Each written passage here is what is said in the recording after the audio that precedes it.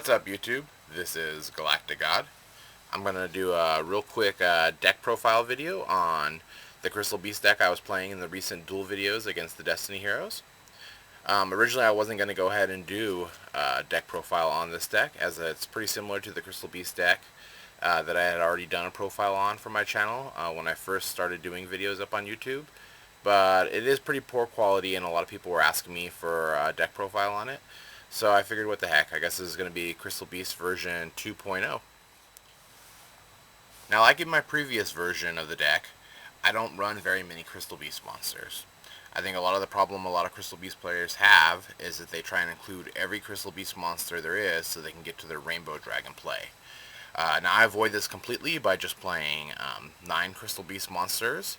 The only two that I think are really essential are Carbuncle and Pegasus. You definitely need 3 of each of these. I use the Topaz Tiger mostly because I think he's the best out of the retarded Crystal Beast monsters that are left. So instead of relying on Rainbow Dragon, I rely mostly on my field spell card, Ancient City Rainbow Ruin. Now, rounding up the last bit of monsters in the Crystal Beast deck, the ones that aren't actually Crystal Beasts, we're using 3 Dragon Queen and Tragic Ending. Some Crystal Beast players prefer to play this with just 1 or 2 copies. I do like 3.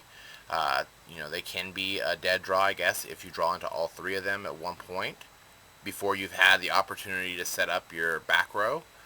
But as long as you're playing the deck correctly, being able to play out of that scenario should not be too big of an issue.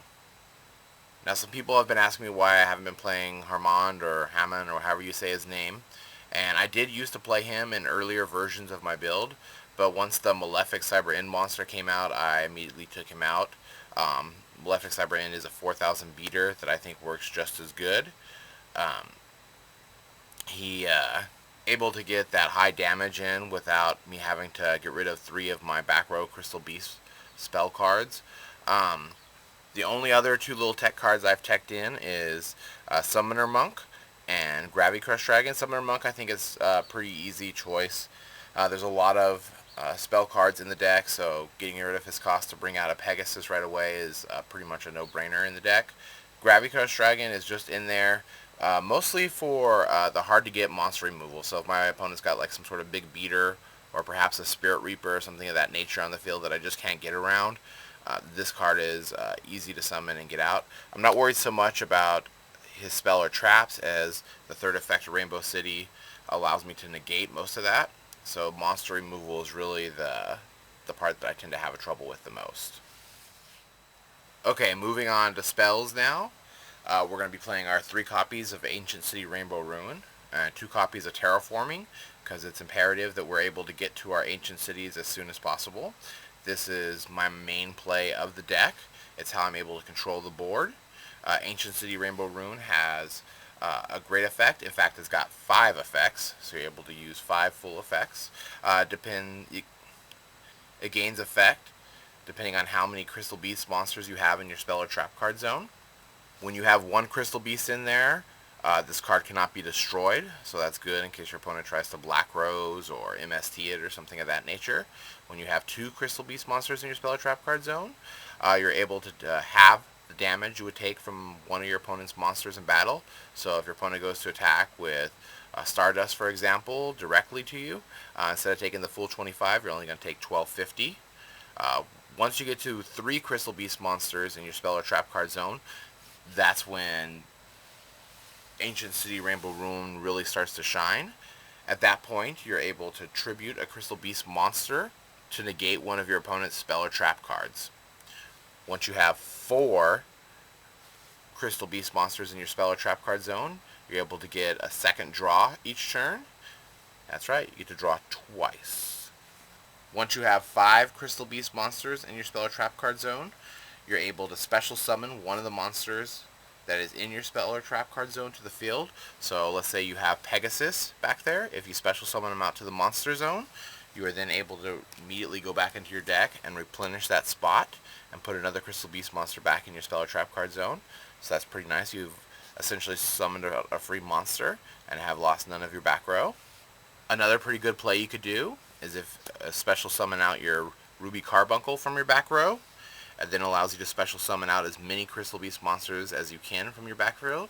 So you could possibly bring out 3 Sapphire Pegasus, and then replenish those 3 spots right away in the back row. So it's a pretty nice little combo you can do. You can maintain a lot of field advantage without actually losing very much, or if any at all, depending on what your circumstances are on the board.